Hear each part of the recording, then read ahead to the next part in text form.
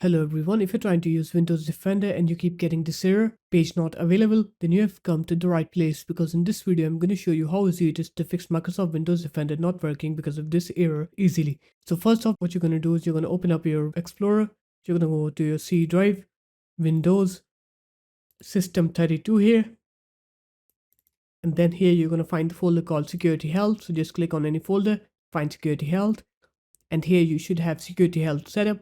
You're going to right click on it and click run as administrator and install it. But if you don't have it, then what you're going to do is you're going to go on to your web browser and you're going to go to this link. I'm going to put this link into the description of the video. You're going to go ahead and download this software.